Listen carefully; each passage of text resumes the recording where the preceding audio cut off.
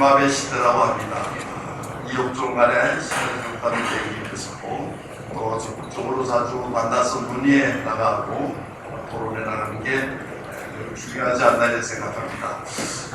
요즘 가장 우리 중소기업인들이 힘들어하는 부분이 여러 가지 요인이 있겠습니다만 이럴 때일수록 가장 중요한 게 건강이라고 생각합니다. 특별히 개농혁명의 선구자이시자 우리 100세 시대의 건강을 위해서 과연 우리가 우리 기업인들이 어떻게 되어가면 좋을까 하는 그런 내용을 가지고 아주 귀한 분을 모셨습니다. 오늘 여러분들 다시 한번 이렇게 많이 참석해 주시고 참여해 주셔서 다시 한번 감사의 말씀을 드리고 하시는 일이 모두 잘 풀리시길 바라고 건승과 여러분들 가정의 행복이 충만하시길 기원드리면서 인사 말씀을 드리도록 하겠습니다. 대단히 감사합니다. 네, 대단히 감사합니다.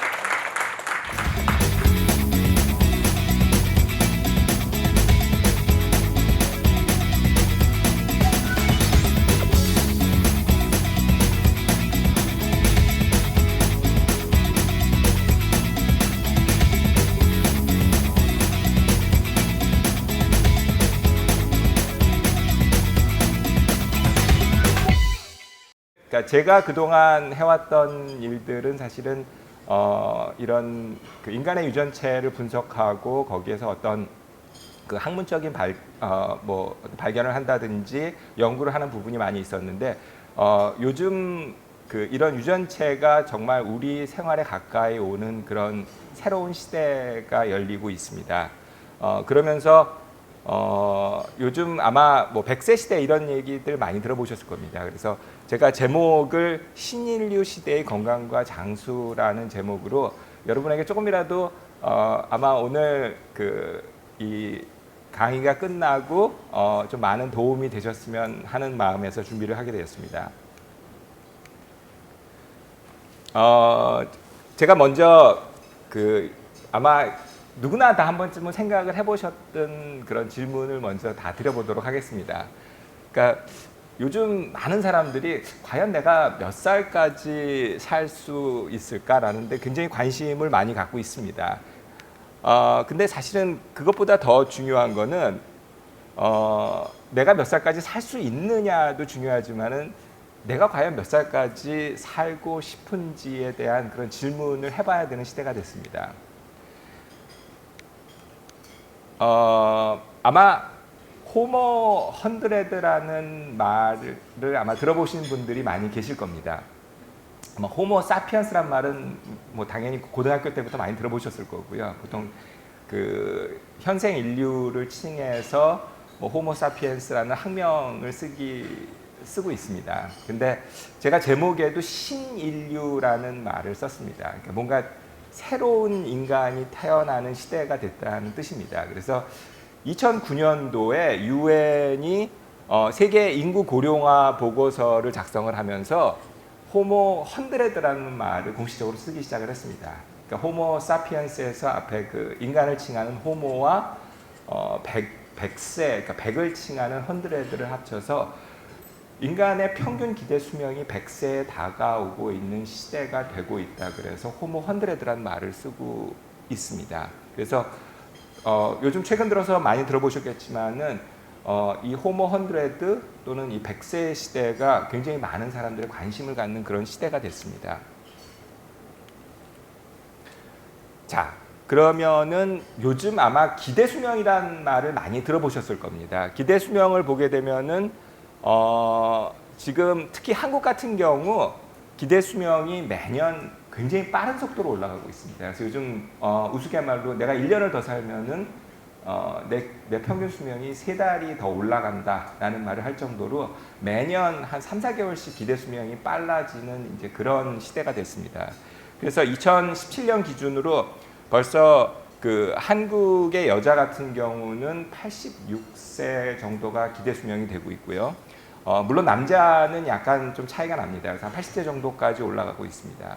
그래서 100세 시대란 말이 더 이상 이제는 낯설은 시대가 아닌 걸로 되고 있습니다. 그래서 지금 그 영국인 통계 자료를 보게 되면 지금 내 나이가 50살이라고 했을 때 여자분 같은 경우는 한 15% 정도가 100살까지 살 확률이 있는 거고 남자 같은 경우는 한 10% 정도가 100살까지 살 수 있는 이제 그런 시대가 되고 있습니다. 근데 이거는 영국의 통계인데 영국이나 어떤 딴 나라보다도 한국인의 평균 기대 수명이 더 빨리 늘어나고 있기 때문에 아마 이 숫자보다도 좀 더 높은 숫자가 될 것입니다.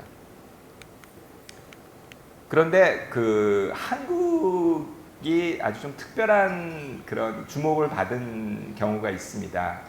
2017년도에 그 영국에서 그 이 고령화 시대를 맞이하면서 세계 그 각 나라들의 고령화 실태를 보면서 과연 어느 나라가 평균 수명 90세를 제일 먼저 도달할 것인가라는 연구 보고서를 낸 그 논문이 있습니다. 그런데 거기서 대한민국이 전 세계에서 가장 평균 연령 90세를 먼저 돌파하는 나라가 될 것이다라고 발표를 했고요.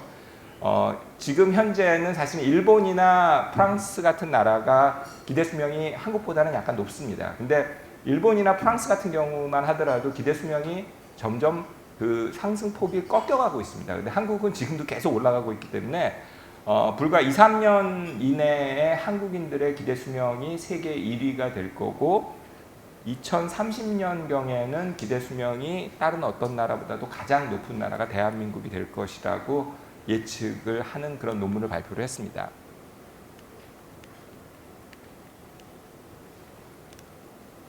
그래서 이 신인류, 이 호모 헌드레드 시대에 대해서 사람들이 많이 그 논란을 일으키기 시작을 했습니다. 근데 그 대표적인 것 중에 하나가 자, 과연 내가 100살까지 사는 이런 시대가 나에게 축복이 될 거냐 아니면 재앙이 될 거냐 하는 그런 많은 질문들을 하기 시작을 했습니다.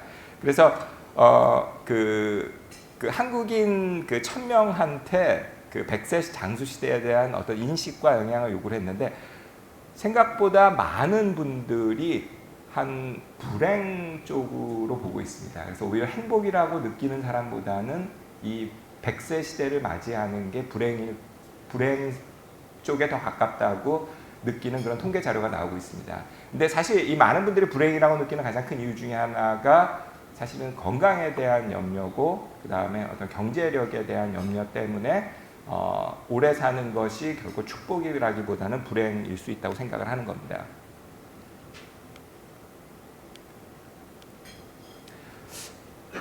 그 100세 시대를 떠나서 요즘은 굉장히 많은 언론에서 다양한 얘기들을 합니다. 앞으로 과학기술의 발달에 의해서 인간의 수명이 점점 많이 늘어날 것이다. 뭐 이러면서 뭐 조만간에 뭐 150세가 될 거고 뭐 500세까지도 가능할 수도 있다. 뭐 이제 이런 그 뭐 구약 성서에 나오는 듯한 그런 인간의 수명을 얘기하기 시작을 했고요.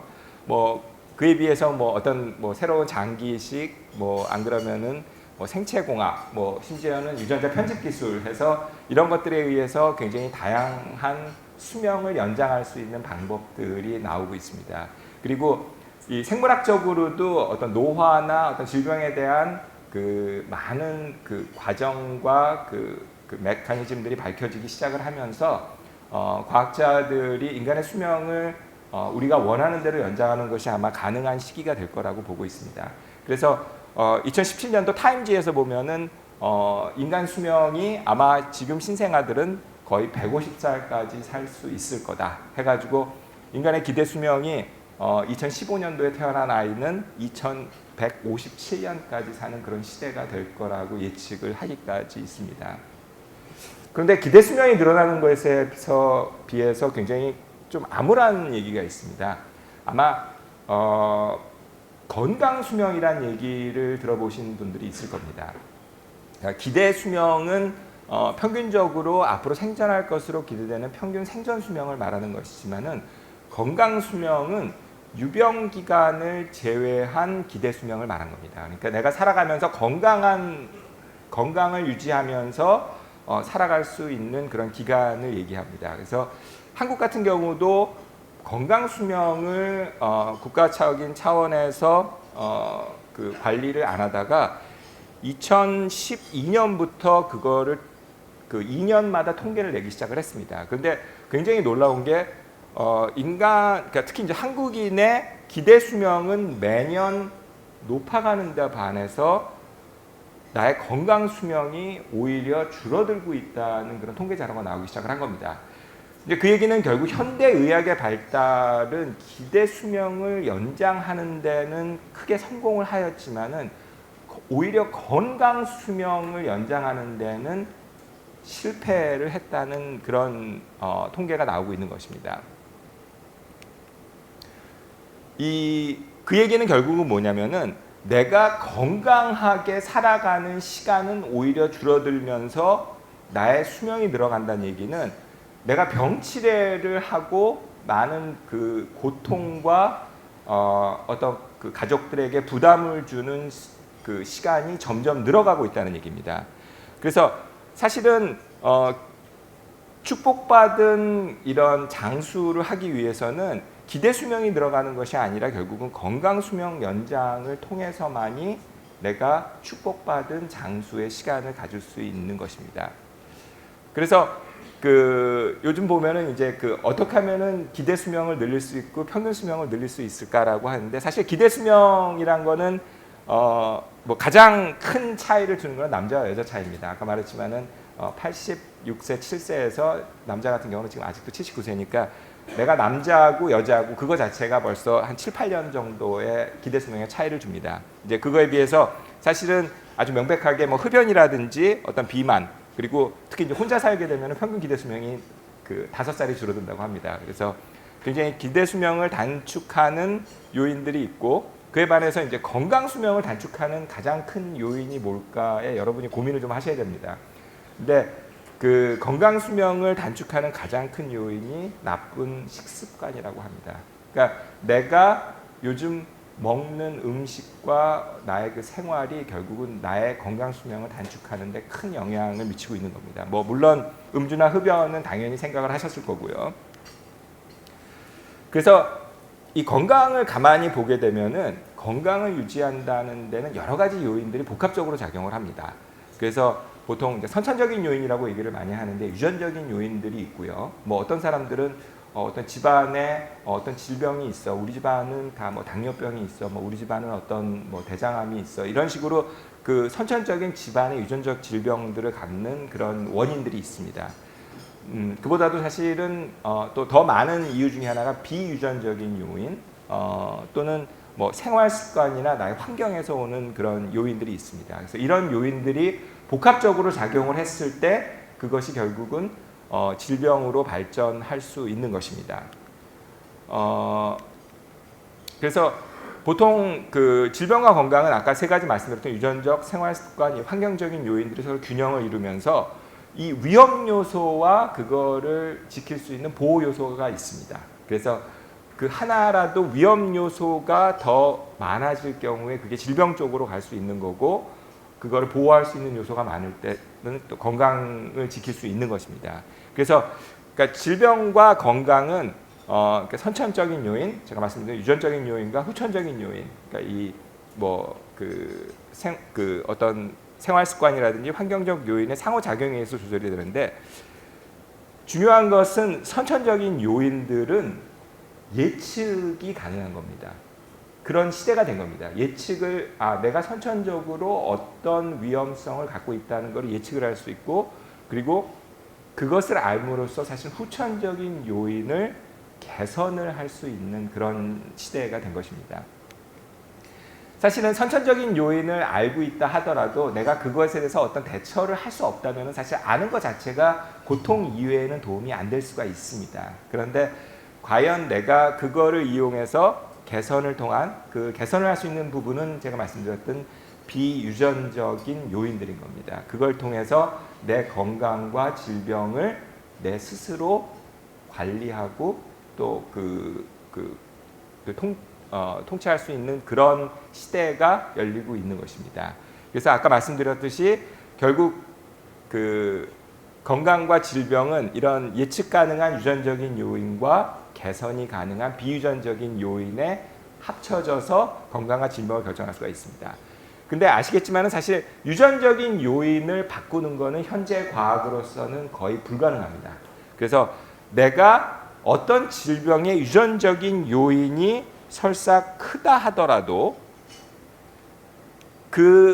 내가 개선할 수 있는 비유전적인 요인을 조절할 수 있다면 결국은 그것을 질병이 아닌 건강 상태로 유지할 수 있다는 겁니다. 그러니까 이게 아까 제가 그 평형을 이루는 그 상태를 말씀드린 것처럼 유전적인 요인이 같다 하더라도, 그러니까 이제 이런 경우 왼쪽의 경우는 내 유전적인 어떤 질병의 위험이 높은 것입니다. 하지만 비유전적인 요인을 개설함으로써 내가 그 위험을 낮출 수만 있다면은 결국은 건강을 지키는 보호 요인이 높기 때문에 내가 건강을 유지할 수가 있는 것입니다. 이에 반해서 내 유전적인 위험이 낮다 하더라도 비유전적인 요인을 내가 제대로 관리를 하지 못하게 된다면은 오히려 나의 보호 요인이 낮아짐으로써 질병으로 발전할 수가 있는 것입니다.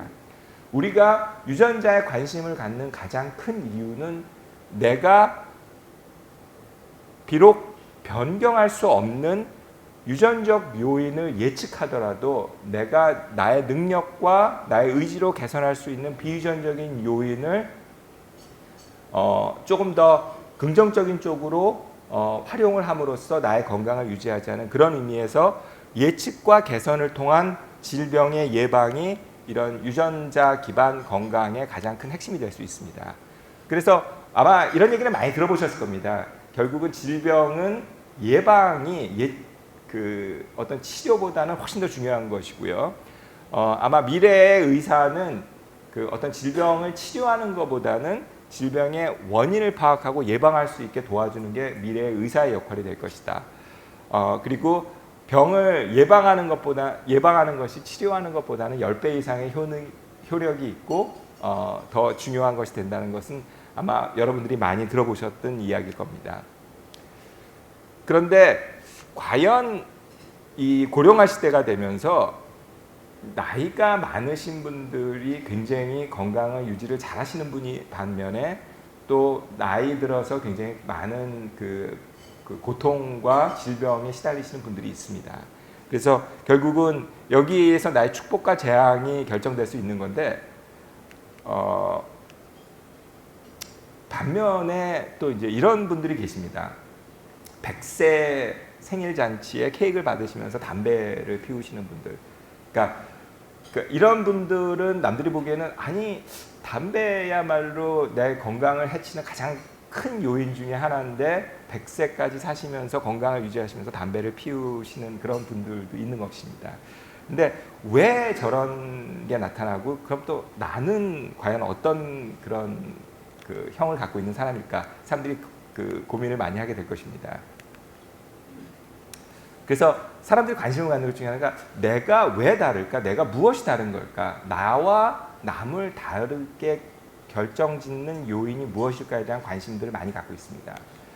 그래서 사실 유전자를 연구한다는 것은 그러니까 나를 구성하는 것을 보게 되면 사람은 대략 한 6조 개 정도의 세포를 갖고 있습니다. 세포를 갖고 있고 우리의 세포 안에는 핵이라는 것이 있고 그 핵 안에는 23쌍의 염색체를 갖고 있습니다. 그리고 대략 인간들은 모두 한 25,000개 정도의 유전자를 갖고 있으며 그 유전자를 요즘은 시퀀싱 한다 그러죠. 다 읽어버리게 되면은 대략 한 30억 쌍 정도의 DNA를 갖고 있습니다. 그런데 많은 사람들이 그 30억 쌍 중에 대략 0.1%라고 하는 미세한 차이를 갖고 있습니다.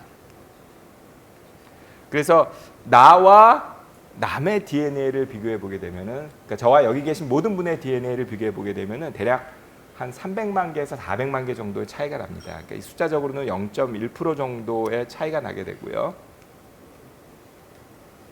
이 0.1%의 차이는 우리와 가장 가까운 우리 동물인 침팬지와 비교를 하게 되면 한 10배 정도의 차이가 납니다. 한 1% 정도의 차이가 나게 돼 있습니다. 근데 이러한 차이가 결국은 나와 남과의 차이를 만드는 것입니다. 물론 나와 남과의 외모의 차이, 어떤 성격, 그리고 심지어는 어떤 질병에 대한 저항성이라든지 어떤 약물에 대한 반응, 이런 다양한 차이들이 결국은 이런 유전자의 차이에 의해서 일어난다고 보시면 될 것 같습니다. 그래서 특히 질병으로 봤었을 때 모든 사람들이 질병을 두려워하지만은 그 사람들이 평생 겪어야 하는 질병은 다릅니다. 그래서 모든 질병에 다른 위험성을 갖고 있는 것입니다. 결국 이 유전체학 게놈 혁명이라고 하는 것은 이러한 개인들의 유전자를 다 분석을 해서 그 유전자가 갖고 있는 어떤 질병이나 특성에 대한 바이오 마커를 찾아냅니다. 어떤 바코드 같은 형태로 찾아낸 다음에 이런 유전적 차이를 기존의 어떤 임상 실험이나 이런 어떤 코호트 스터디에서 알려진 것과의 차이를 연구함으로써 그 개인들의 유전적 차이를 어떻게 질병 예방이나 어떤 예측에 적용할 수 있는지 연구하는 것이 개인 유전체 분석이라고 보시면 되겠습니다. 자, 이렇게 분석을 해보다 보면은 많은 집단들의 보통 세 가지 유형이 나타납니다. 어떤 특정 질병의 하이 리스크 해서 굉장히 위험이 높은 분들, 그다음에 일반적인 질병의 위험을 갖고 있는 사람들, 그리고 일부는 오히려 그 질병에 대해서 그 위험도가 낮거나 또는 굉장히 저항성을 갖고 있는 사람들까지 나타나게 됩니다. 이러한 시도는 아마 좀 들어보셨을 때 휴먼 게놈 프로젝트라 그래갖고 인간 유전체 프로젝트가 한 30여 년 전에 시작을 했습니다. 그래서 10여 년 이상의 시간을 거쳐갖고 2000년대 초반에 최초로 인간의 전체 유전자를 분석하는 그런 프로젝트가 미국과 영국을 중심으로 해서 세계 6개국이 공동 연합을 해서 하게 됐습니다. 이 유전체 프로젝트를 통해서 사람들이 처음으로 인간의 유전체를 처음부터 끝까지 다 읽어내는 그런 혁신적인 시대가 열리기 시작을 한 겁니다. 그때만 하더라도 유전자를 분석하는 비용은 수조 원에 달할 정도로 비싼 비용이었습니다. 그래서 밑에 보시는 바와 같이 이 유전체 분석의 가격이 조금씩 떨어지기 시작함으로써 점점 더 많은 사람들의 유전체가 분석이 되기 시작을 했습니다. 그래서 아마 무얼스 로라 그래가지고 일반적인 IT나 이런 컴퓨터 산업에서 가격이 떨어지는 것에 비해서 그것의 몇 배 정도의 더 빠른 가격이 떨어지는 시기가 있었습니다. 그래서 이 시기에 보통 차세대 유전체 분석 장비라고 하는 넥스트젠 시퀀싱이라고 하는 기술이 나오기 시작하면서 유전체 분석 가격이 불과 한 7, 8년 전만 해도 수조 원, 수백억 원을 하던 유전체 분석의 가격이 100만 원대 그 이하로 떨어지기 시작한 게 불과 2015년 이후에 그렇게 되기 시작을 했습니다. 그러면서 2007년도까지만 해도 딱 개인 유전체를 분석한 사람은 딱 한 명밖에 없었습니다. 그런데 지금은 사실은 수백만 명이 분석을 한 걸로 돼 있고요. 이러한 분석 추세로 나가게 된다 그러면은 지금의 예측으로 앞으로 5년 후에는 한 10억 명 이상이 유전체를 분석하는 시대가 열릴 것으로 기대를 하고 있습니다. 그래서 미국 같은 경우는 이 유전체 정보를 이용한 새로운 의학의 패러다임을 준비하기 시작을 했습니다. 그게 소위 말하는 정밀의학이라는 겁니다. 정밀의학이라고 하면은 많은 사람들이 그러면은 기존의 의학은 정밀하지 않았다는 얘기인가 하는데, 기존의 의학은 어떻게 보면은 표준의학이라는 말이 맞을 것입니다. 그러니까 어떤 큰 임상 실험을 해서 그 사람들을 다 평균적으로 계산을 한 다음에 거기에 따른 처방과 치료를 하는 것입니다. 그러니까 개인 간의 차이를 고려한다기보다는 많은 집단의 평균을 구해서 하는 게 기본 서양 의학의 방법이었던 겁니다. 근데 그거는 잘 아시겠지만은 비용 면에서도 굉장히 높은 비용이 들어갈 뿐만이 아니라 많은 부작용과 효력에 한계가 있다는 것을 알기 때문에 미국도 유전체를 이용한 정밀의학을 시도하게 된 것입니다. 그래서 이 정밀의학을 통해서 유전체뿐만이 아니라 다양한 어떤 개인의 그 의료 정보라든지 그 사람의 건강 상태를 종합적으로 판단한 다음에 그 사람에 맞는 어떤 개인 맞춤 의학을 시도하게 된 것입니다. 그래서 사실은 그 유전체 혁명이라고 말씀을 제가 드리는데 사실 혁명이라고 하는 것은 굉장히 빠른 시간에 아주 급격하게 바뀌어가는 그런 현상을 혁명이라고 부릅니다. 그래서 요즘 4차 산업혁명 뭐 이제 이런 것도 얘기를 하는데 그래서 저도 이 유전체의 게놈 혁명이 사실은 그 인간 게놈 프로젝트가 완성된 이후로 한 4번 정도의 어떤 큰 변화를 겪으면서 지금의 시대에 왔다고 보고 있습니다. 그래서 가장 1차 단계는 아까 처음에 말씀드렸던 휴먼 게놈 프로젝트를 통한 인간의 유전체를 다 분석하는 시기였었습니다. 그 이후에 많은 연구와 개발의 단계를 거치게 됩니다. 그래서 많은 집단들을 질병과 건강 집단을 연구하면서 어떤 바이오마커를 찾아내고 어떤 질병 유전체를 찾아내는 것이었습니다. 그리고 이 NGS 기술이 나오기 시작한 10여 년 전부터 시작해서 드디어 유전체를 분석하는 것이 임상에 쓰여지기 시작을 합니다. 대표적인 것이 어떤 산전 진단에 쓰여진다든지 암 유전체 분석에 쓰여지는 시대가 되었고요. 그 이후 2014년이면은 사실은 미국의 그 정밀 의료가 시작되기 시작하면서 아주 굉장히 다양한 쪽으로 유전체가 쓰여지고 더더군다나 어떤 질병의 예측과 그 질병의 어떤 그 미래 예후까지도 유전체 분야가 쓰여지는 그런 시대가 되고 있습니다. 자, 그러면은 이런 우리가 정밀 의료 시대가 되면서 우리가 가장 고민하는 것들이 있습니다. 자, 우리가 많은 사람들이 가장 두려워하는 질병이 무엇일까? 아마 여기 계신 분들한테 물어봐도 똑같은 대답이 나올 거라고 생각을 합니다. 그래서 여러 군데에서 그 조사를 했는데 한국 사람들이 가장 무서워하는 질병은 암과 치매라고 합니다. 근데 그 중에서도 오히려 치매에 대한 두려움이 암보다 더 높은 것으로 통계 조사 결과 나오고 있습니다. 그래서 이 자료에 보게 되면은 그에 맞게 사실 한국인의 그러니까 사망 원인 1위는 지금도 암입니다. 그리고 그 다음에 진료비로서는 치매가 가장 많은 진료비가 든다고 합니다. 그래도 그럴 것이 가장 많은 사람들이 두려워하는 질병이 결국은 암과 치매가 된 원인이라고 생각을 합니다.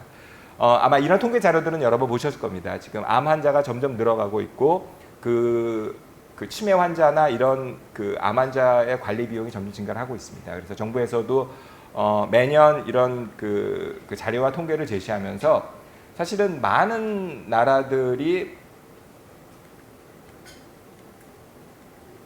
그 암과의 전쟁을 선포하는 미국 같은 경우만 하더라도 그 치매와의 전쟁을 그 버락 오바마가 선포를 하고 국가적인 차원에서도 치매 연구를 하고 있고요. 대한민국도 아마 잘 아실 겁니다. 문재인 정부가 들었으면서 치매 국가 책임제를 얘기하면서 굉장히 고령화 시대의 대처를 많이 하고 있습니다. 자, 그러면은 우리가 유전자를 통해서 과연 어떻게 이런 정밀 의료를 시도할 수 있는지에 대해서 좀 구체적으로 설명을 드리도록 하겠습니다. 굉장히 사실은 유전자가 관여하는 질병은 거의 모든 질병에 관여를 하고 있습니다. 그런데 우리가 가장 두려워하는 두 가지 질병, 치매와 그 암에 대해서 제가 오늘 조금 더 구체적으로 말씀을 드리도록 하겠습니다. 혹시 알츠하이머 치매라는 얘기는 많이 들어보셨을 겁니다. 사실은 치매가 여러 가지 종류가 있긴 하지만 대부분의 치매, 70% 이상의 치매는 알츠하이머성 치매라고 합니다. 그래서 보통 치매를 얘기하면 알츠하이머성 치매를 많이 얘기를 하고요. 그런데 이 알츠하이머성 치매 같은 경우 가장 그 위험 유전자로 잘 알려진 유전자가 있습니다. A4E 유전자라는 염색체 19번 상에 있는 유전자입니다. 이 유전자는 어떤 지방의 대사에 관여하는 유전자고 그 지방이 어떤 그 특히 뉴런, 이 뇌세포의 그 어떤 치유라든지 보호에 쓰여지고 있는 그런 단백질이라고 보시면 될 것 같습니다. 그런데 이 유전자가 세 가지의 유형을 갖고 있습니다. 이 유전자의 그 아미노 애시드, 그 단백질 158번과 112번의 차이에 의해서 A4E 2형이라는 것이 있고 3형이라는 것이 있고 4형이라는 세 가지 형을 가진 사람들이 있습니다. 근데 보통 일반인들은 대부분의 사람들, 여기 계신 분들도 마찬가지고요. A4E 3형을 가지고 있습니다. 근데 A4E 3형들을 갖고 있는 사람들은 이 A4E 유전자가 이 신경세포를 잘 관리를 하고 이게 어떤 그 상처를 입었을 때도 회복을 잘 시켜줄 수 있는 능력을 갖고 있습니다. 반해서 A4E 4형을 가진 사람들은 나의 신경세포가 망가졌을 때 그걸 회복하는 능력이 현저히 떨어진다고 합니다. 지금 사실은 한 70%의 여기 계신 분들은 10명 중에 7분은 특별히 치매에 대한 유전적인 위험도가 높지는 않으신 분입니다. 그러니까 A4E 3형이라 그래서 한 70% 사람들은 일반적인 형을 갖고 있습니다. 그런데 대략 한 20% 여기 계신 분들의 20% 정도는 A4E 4형을 갖고 있습니다.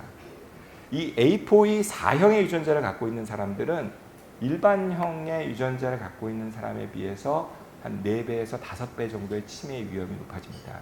그런데 아마 여러분들 잘 아시겠지만은 모든 사람들은 유전자를 하나씩 갖고 있는 게 아니고 2개씩 갖고 있습니다. 왜 그러냐면은 하나의 유전자는 내가 어머니로부터 물려받았고 하나의 유전자는 아버지로부터 물려받은 것입니다.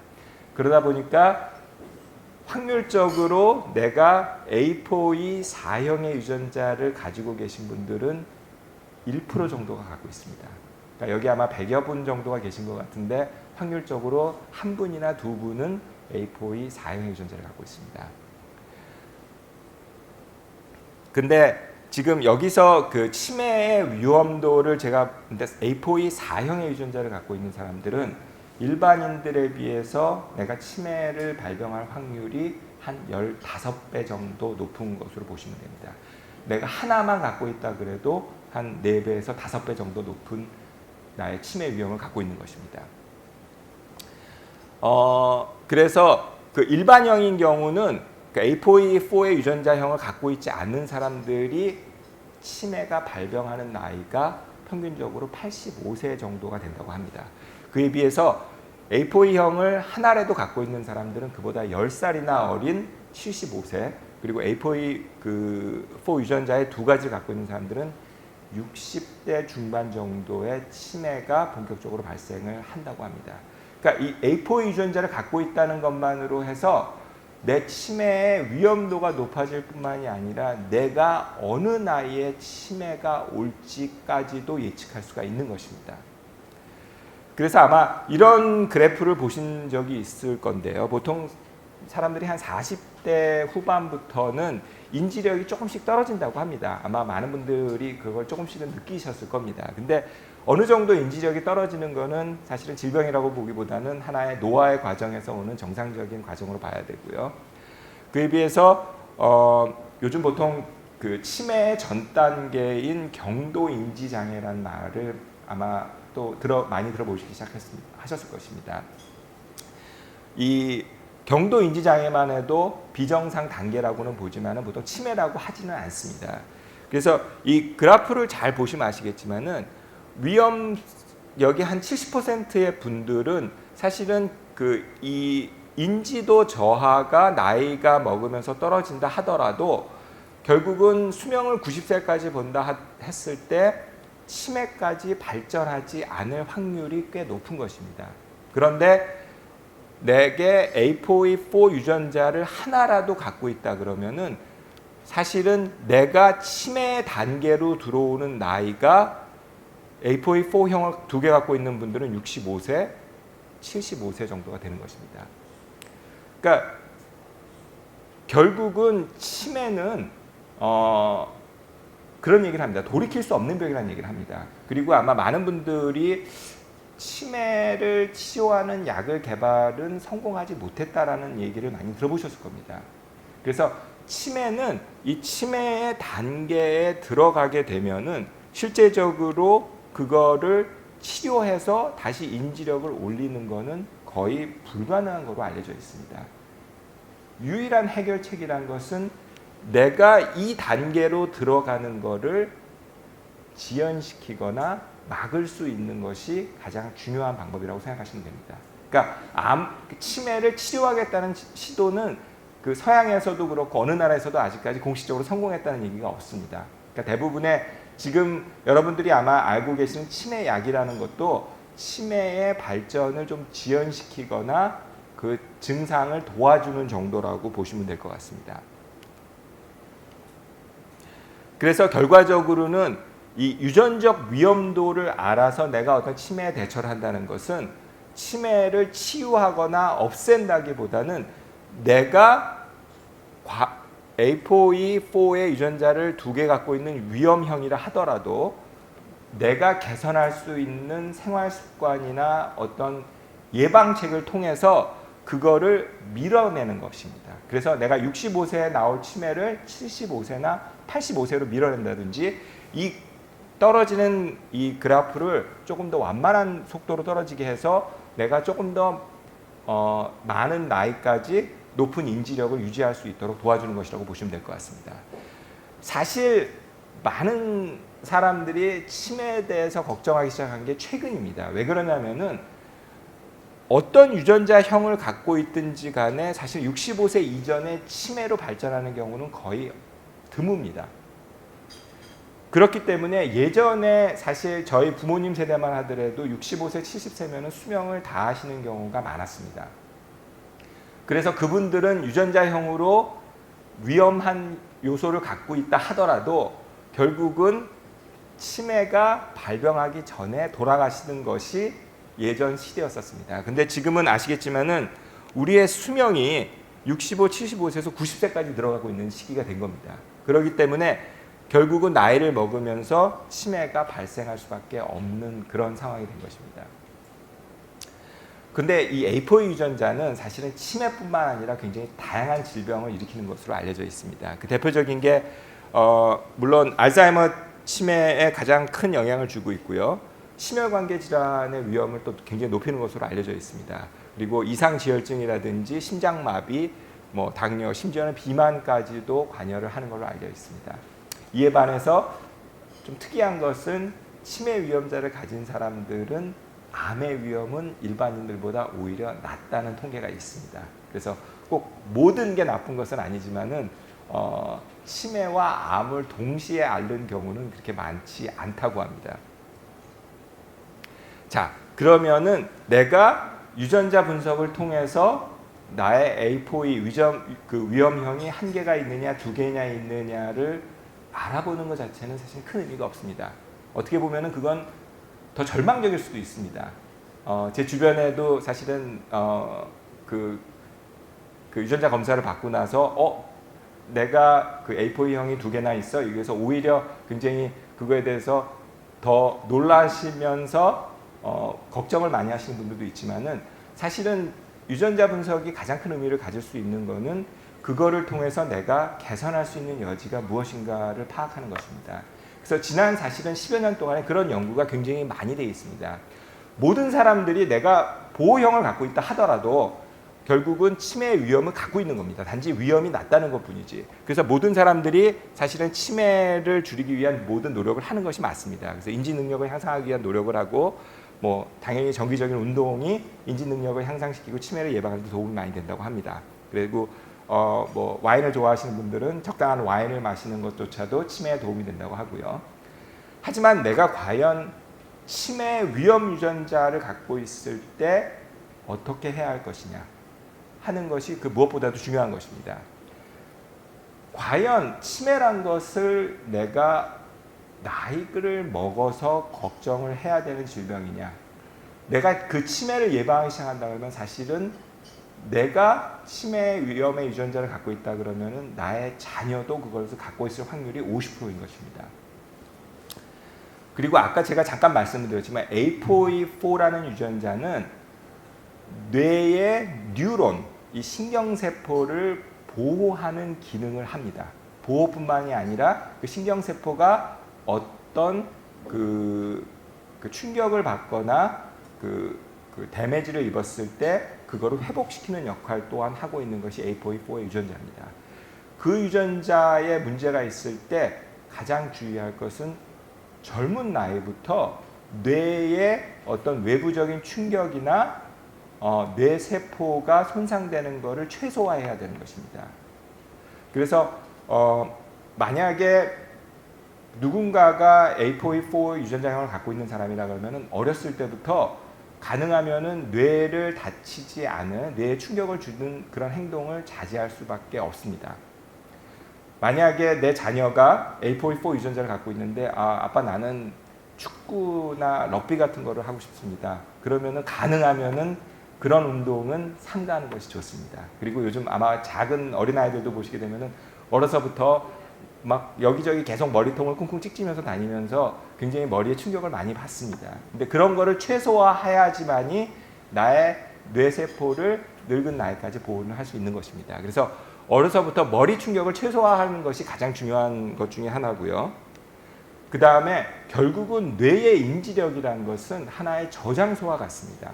이 저장소는 내가 보통 한 40세까지는 계속 담을 수 있지만 40세 이후부터는 오히려 조금씩 잃어가는 것입니다. 그래서 그 저장소의 그 인지 능력을 최대한 많이 늘릴 수 있도록 노력을 하는 것도 중요하고요. 뭐 요가, 명상 이런 것도 많이 도움이 된다고 합니다. 그리고 이런 유전자형을 가진 사람들은 45세 이후부터 뭐 펫이라든지 영상 이런 걸 통해서 그 나의 발생을 미리 조금이라도 알 수 있게 하는 것이 좋고요. 보통 그 지중해식 식단 하면은 어떤 올리브유라든지 그 항산화성 음식이 많이 들은 그런 것이 그 치매 위험을 줄일 수 있다고 합니다. 뭐 금주와 금연은 당연하고요. 특히 그 이런 치매 유전자형을 가진 사람들은 작은 양의 술도 좋지 않다고 합니다. 그러니까 일반인들은 어느 정도 적당량의 술이 오히려 건강에 도움이 되고 특히 와인을 적당량 마시는 것이 일반형을 가진 사람들은 오히려 치매를 줄인다는 데 알려져 있지만은 APOE4 유전자형을 가진 사람들은 작은 양의 와인이라도 이런 술이라도 결국은 뇌에 독을 주고 그 독이 쉽게 해소되지 않는다고 합니다. 그리고 뭐 요즘은 뭐 그 강황, 커큐민이라든지 뭐 비타민 B12 그 다음에 가장 중요한 것 중에 하나가 내가 살아가면서 콜레스테롤을 낮추는 것이 어떤 심혈관계 질환뿐만 아니라 치매의 위험을 낮추는 데 크게 도움이 된다고 합니다. 그리고 요즘 뭐 노인분들이 됐을 때 특히 치아 관리를 잘해야 된다고 하는 게 사실은 치아를 해서 씻는 과정은 뇌에 끊임없는 그 어떤 운동을 하고 어떤 뇌의 뉴런을 보호하는 데 도움이 된다고 합니다. 그래서 그 치아가 적으신 분들과 치아가 좀 많고 건강하신 분들이 치매 발병률이 사실 또 많은 차이가 난다고 합니다. 혈압과 당뇨는 당연히 관리를 하셔야 되고요.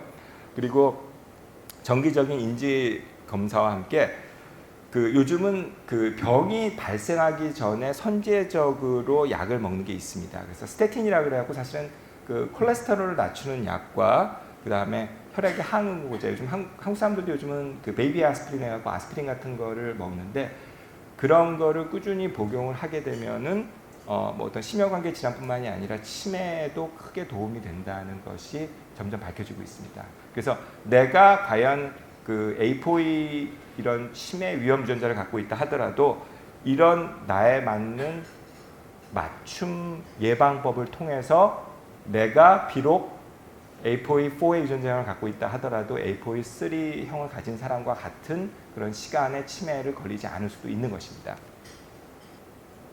자, 그리고 이게 이제 영국에서 추적한 스터디가 나온 것이 있는데요. 그러니까 치매는 결과적으로 치매가 발생하기 전에 경도 인지 장애 단계나 그 전에서부터 적절한 치료를 했을 때는 90%의 사람이 5년 후에 큰 문제 없이 일상생활을 영위할 수가 있었지만은 치료를 하지 않고 어떤 선제적인 조건을 하지 않은 사람은 60%가 독립생활에 불가능한 상태였다고 합니다. 그러니까 이런 식으로 지금 치매 치료약들이 많이 나오고 있지만은 사실은 이 모든 치료약들도 결과적으로는 치매의 치료라기보다는 치매를 지연시키거나 예방하는 데 도움이 되는 약이라고 보시면 될 것 같습니다.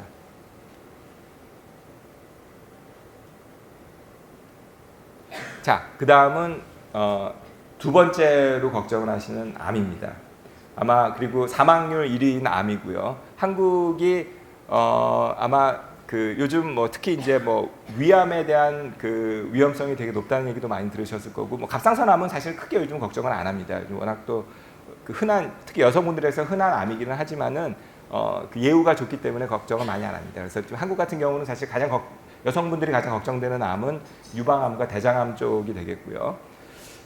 자, 요즘 기대 수명이 늘어가면서 한국인 남자가 내가 살아가는 동안에 암에 걸릴 확률은 38%, 그다음에 한국인 여자 같은 경우는 32%에서 한국인들이 내가 살아가면서 현재 암에 걸릴 확률은 5.3% 정도가 된다고 합니다. 그러니까 3명 중에 1명은 결국은 암에 걸릴 수밖에 없는 겁니다. 그리고 이 숫자가 점점 늘어가고 있는 추세입니다.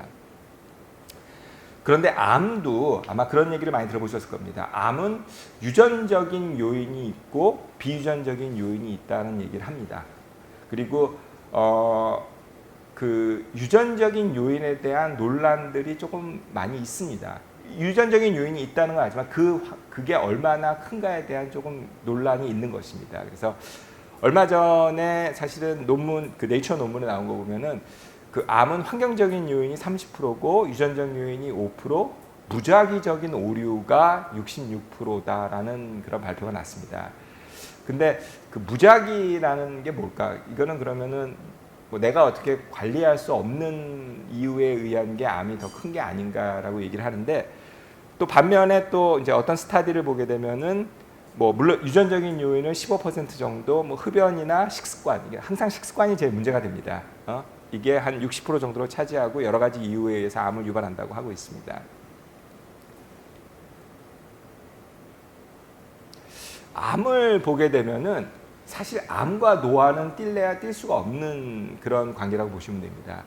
노화의 과정은 암과 비슷하게 사실은 유전적인 요인, 그 다음에 생활습관, 그리고 나의 환경에 의해서 복합적으로 발생을 하게 됩니다.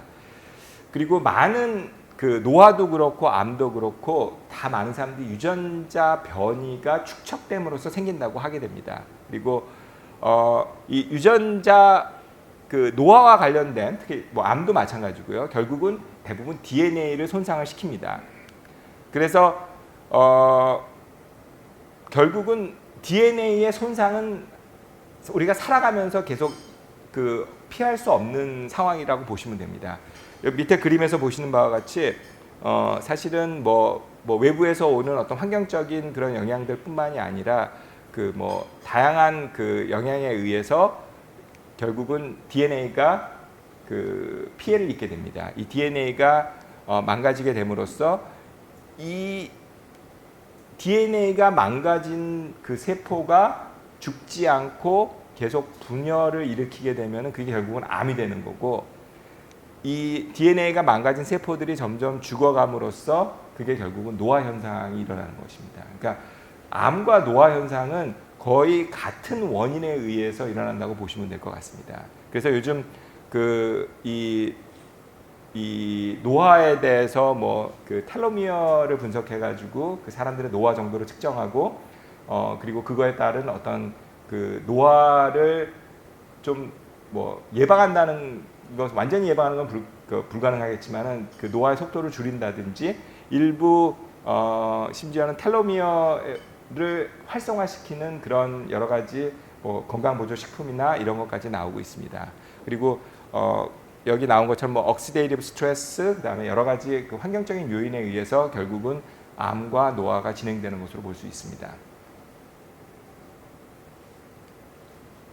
자, 그리고 여기 이제 그 과연 이 노화를 일으키는 거의 많은 원인들을, 유전적인 원인들을 찾아보게 되면 결국은 대부분이 DNA를 손상시키거나 그 DNA에 손상된 DNA를 회복시키는 기작에 그 관여를 하고 있습니다. 그러니까 결과적으로 이 장수에 관계된 많은 유전자들이 결국은 DNA의 그 어떤 회복이나 손상과 관계가 있다는 것입니다. 이 논문은 작년에 그 한국의 그 굉장히 유명한 과학자로 알려주신 그 버클리대 김성호 교수님과 김병주 박사가 논문을 쓴 것입니다. 그리고 제가 이 논문의 리뷰어로 같이 참여를 했던 논문입니다. 그래서 요즘 아마 인공지능이라는 얘기를 많이 들어보셨을 겁니다. 그래서 인공지능을 이용한 유전체 분석 방법이 굉장히 많은 사람들이 활용을 하는 시기가 되고 있습니다. 인공지능이 할 수 있는 일이 굉장히 많이 있습니다. 그 중에서 인공지능이 유전체를 분석하게 됐을 때 기존의 어떤 유전체 분석 방법에서 찾지 못했던 많은 그 과학적인 그 연관성들을 찾아내고 있는 것입니다. 그래서 이 논문에서 보면은 20가지 암들의 유전적 위험도를 인공지능을 통해서 분석한 그런 논문이 굉장히 유명한 PNAS라는 저널에 소개가 된 내용입니다. 그래서 이것이 이제 그 유전체를 인공지능에 의해서 어떻게 분석을 하는지 그 과정을 좀 설명을 해준 거고요. 근데 이게 굉장히 사실은 논란의 여지가 많았던 논문입니다. 기존에 아까 뭐 5%, 15% 정도가 암의 위험도라고 했는데 이 논문, 그러니까 인공지능에 의해서, 그러니까 머신러닝이라고 하는 인공지능에 의해서 그 분석을 했더니 평균적으로 많은 암들 중에 한 40% 정도가 결국 유전적인 원인을 갖고 있다는 겁니다. 그러니까 처음에 이제 이거는 이제 블래더에서 방광암입니다. 방광암 같은 경우는 그러니까 빨간색이 유전적 요인이고 파란색이 환경적 요인입니다. 그래서 한 45% 정도가 유전적 요인이었고 유방암, 브레스트 캔서 같은 경우는 37%, 그 다음에 서비컬 캔서인 자궁경부암 같은 경우는 35%, 그다음에 콜로렉탈 캔서에서 대장암이죠. 대장암 같은 경우는 54% 정도. 그리고 심지어 이런 거는 뇌종양 같은 경우입니다. 어떤 일부 뇌종양 같은 경우는 거의 90% 정도가 유전적인 요인에서 발생을 한다는 것입니다. 그래서 사실은 암의 유전적인 요인이 이 정도까지 높았다고는 사람들이 생각을 하지 못했는데 요즘 혁신적으로 나오는 인공지능에 의해서 분석을 하게 되니까 유전적인 요인이 점점 더 높아지는 것입니다. 근데 그럴 것이 아까 처음에 보면은 암의 위험 요인을 보는 것은 무작위적 위험이라는 것이 있습니다.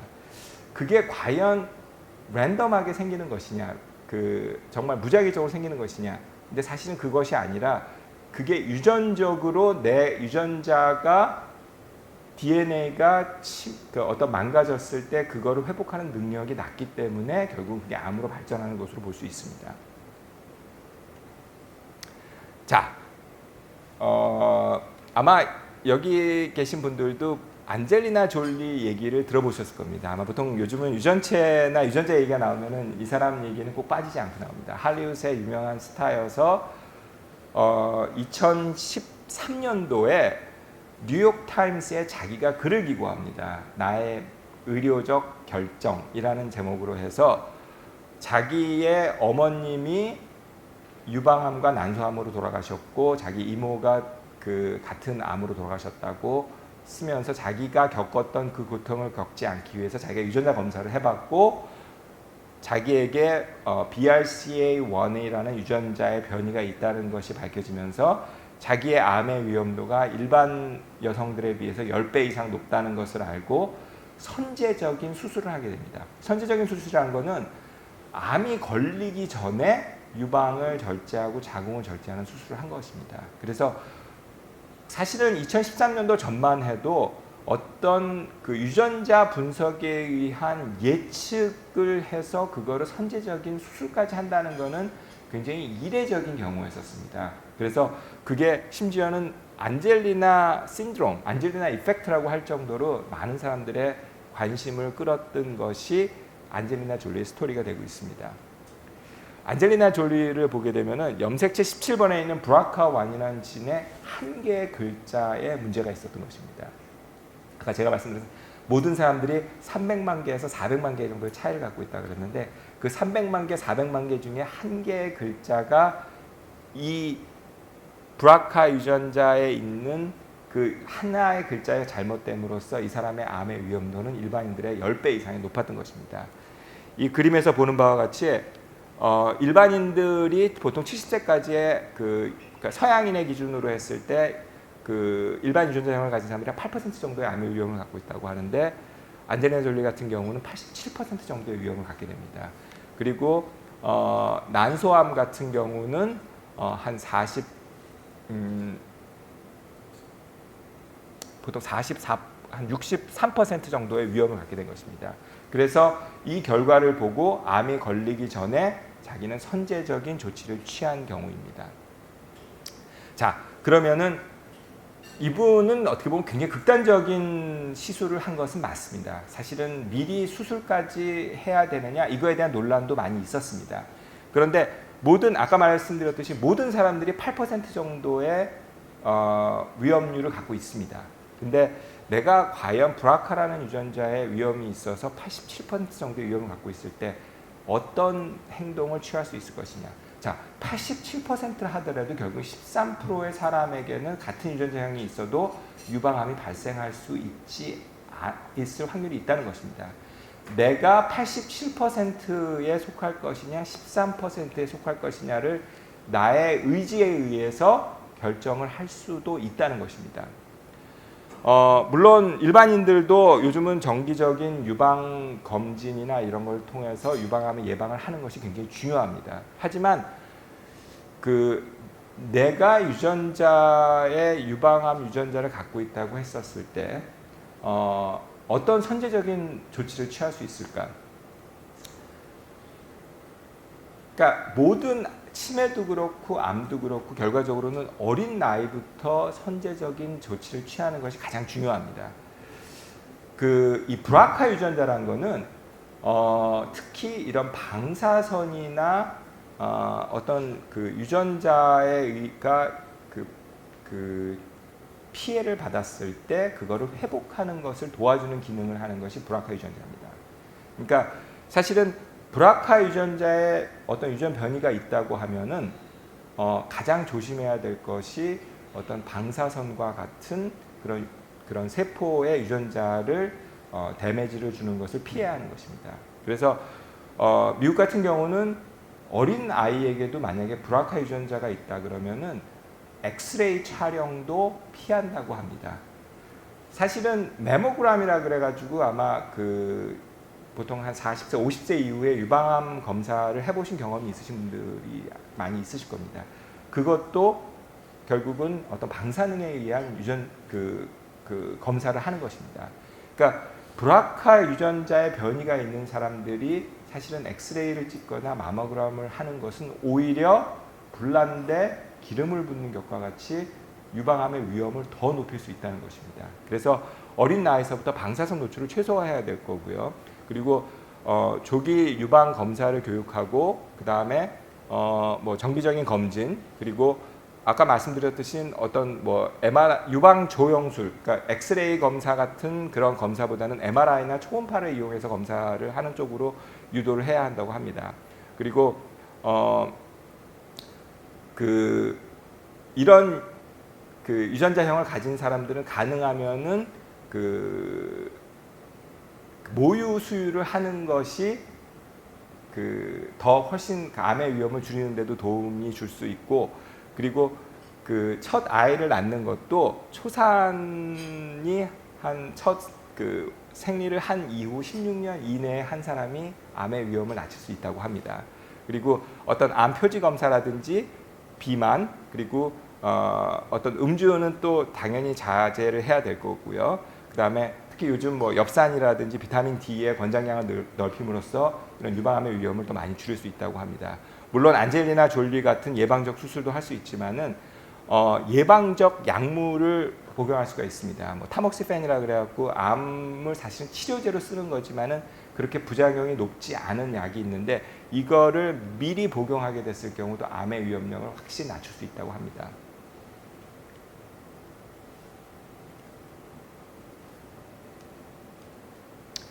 자, 그래서 저희가 사실은 한국인들을 비롯해서 저희가 미국에서도 이런 암 유전자 검사를 많이 하고 있습니다. 그래서 이게 한국인들이 저희가 10,000명 이상의 유전자를 검사해서 한국인들이 어떤 유전자들이 암을 유발시키는 것이 있는가를 통계적으로 저희가 직접 조사를 한 것입니다. 근데 여기 보면은 한국인들의 많았던 유전자를 보게 되면은 MSH2라든지 MLH1 같은 유전자가 있습니다. 이런 유전자가 위암이나 대장암의 위험을 굉장히 높이는 것으로 알려져 있는 유전자들입니다. 근데 아시겠지만 요즘 통계를 보게 되면 한국인들의 위암의 발병도는 다른 어떤 나라보다도 높은 것으로 알려져 있고 특히 대장암 같은 것들이 굉장히 높게 나오고 있습니다. 그래서 과연 유전적으로도 이런 위험성을 가진 사람들이 위암이나 대장암이 높아진다는 것을 이런 자료에 의해서도 보실 수가 있는 것입니다. 좀 종합적으로 말씀을 드리면은 제가 게놈 혁명에 의한 건강 100세라고 했는데요. 그러니까 결과적으로 건강과 장수는 가장 중요한 거는 건강할 때 준비를 하셔야 됩니다. 아픈 다음에 고치는 것은 굉장히 많은 고통과 그 어려움이 따르게 되게 있습니다. 그런데 그리고 질병은 치료보다는 예방이 당연히 훨씬 쉽고 효과적일 수밖에 없습니다. 그래서 나의 선천적인 질병의 위험도 예측을 통한 맞춤 예방법을 알아가셔야 되는 것입니다. 오늘 바쁘신 와중에 귀한 시간 내주신 이원 다이너믹스 이민선 대표님께 다시 한번 큰 박수 부탁드리겠습니다. 네, 감사합니다.